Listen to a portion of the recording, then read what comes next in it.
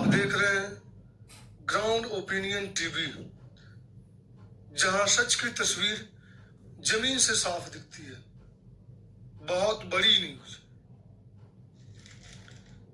देश में 60 दिनों का कच्चा तेल व प्राकृतिक गैस, 45 दिनों का एलपीजी भंडार उपलब्ध। रक्षा मंत्री राजनाथ सिंह की अध्यक्षता में ईजीओएम की बैठक में समीक्षा। प्रधानमंत्री नरेंद्र मोदी की पेट्रोल, डीजल एवं गैस का संयम से इस्तेमाल करने की अपील पर देश के वित्तीय बाजारों व विपक्ष ने जिस तरह की प्रतिक्रिया जताई है, उसे देखते हुए केंद्र सरकार की ओर से स्थिति की संभालने की कोशिश की गई है। इस संदर्भ में रक्षा मंत्री राजनाथ सिंह की अध्यक्षता में गठित अनौपचारिक मंत्री समूह आईजीओएम की बैठक में पश्चिम एशिया संकट के परिप्रेक्ष्य में देश में उपलब्ध पेट्रोलियम उत्पादों के भंडारों की समीक्षा की गई है। इसके बाद सरकार ने बताया कि देश में 60 दिनों का कच्चा तेल, 60 दिनों का प्राकृतिक गैस, 45 दिनों का एलपीजी जैसे पेट्रो उत्पादों के पर्याप्त भंडार हैं।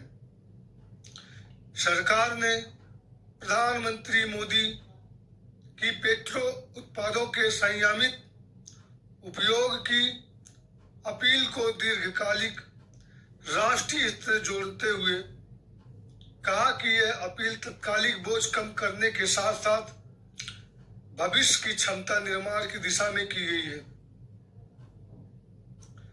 आईजीओएम का गठन पश्चिम एशिया संकट को देखते हुए मार्च 2026 में किया गया था।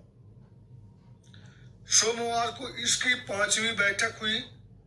इसमें रसायन एवं उर्वरक मंत्री जेपी नड्डा, पेट्रोलियम मंत्री हरदीप सिंह पुरी, रेल संचार व आईटी मंत्री अश्विनी वैष्णव, संसदीय कार्य मंत्री किरण रिजिजू, नागरिक उड्डयन मंत्री के.आर. नायडू समेत कुछ अन्य सदस्य शामिल हुए।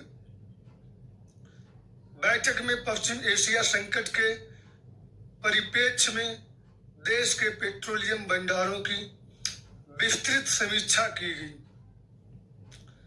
अधिकारियों ने बताया कि पर्याप्त रोलिंग स्टॉक उपलब्ध है।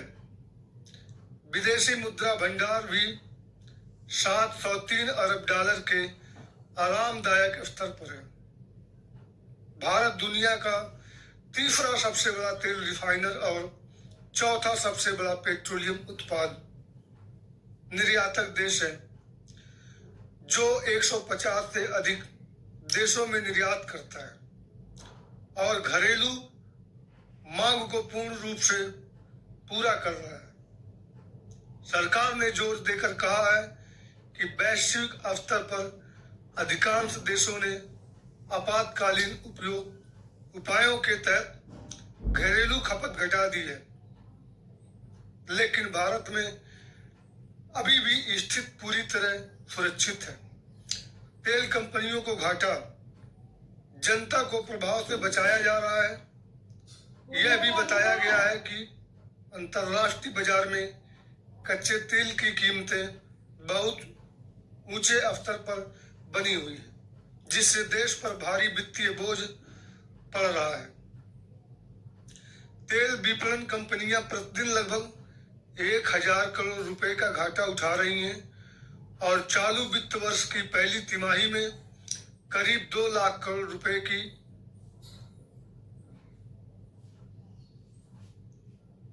अंडर रिकवरी हो चुकी है।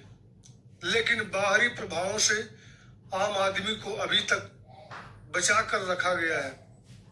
जनता को बेवजह घबराने एवं पेट्रो उत्पादों का भंडार करने की जरूरत नहीं है। प्रधानमंत्री की अपील को लेकर सरकार ने स्पष्ट किया है कि यह वैश्विक आर्थिक अस्थिरता, आपूर्ति श्रृंखला की चुनौतियों और बढ़ती कीमतों से निपटने के लिए सामूहिक भागीदारी का आह्वान किया है। इसका उद्देश्य वर्तमान वित्तीय बोझ को कम करना और भविष्य में दीर्घकालिक क्षमता निर्माण करना। रक्षा मंत्री राजनाथ सिंह ने अधिकारियों को प्रधानमंत्री की अपील को जमीनी स्तर पर प्रभावी ढंग से लागू करने के लिए ठोस कदम उठाने का निर्देश दिया है। उन्होंने कहा, केंद्र सरकार के विभिन्न मंत्रालयों और राज्यों को समन्वित तरीके से ईंधन दक्षता, जन जागरूकता और जिम्मेदार खपत व्यवहार को संस्थागत रूप देने के उपायों की पहचान करनी चाहिए। देश चलाना पीएम मोदी के बस की बात नहीं। राहुल गांधी जी की टिप्पणी। कांग्रेस ने पश्चिम एशिया युद्ध से पनपे हालात के मद्देनजर जनता से पेट्रोल डीजल से लेकर खाद्य तेल की खपत कम करने की प्रधानमंत्री नरेंद्र मोदी की अपील की तीखी आलोचना की है। एक्स पोस्ट में लोकसभा में नेता विपक्ष राहुल गांधी ने लिखा, मोदी जी ने जनता से त्याग मांगा, सोना मत खरीदो,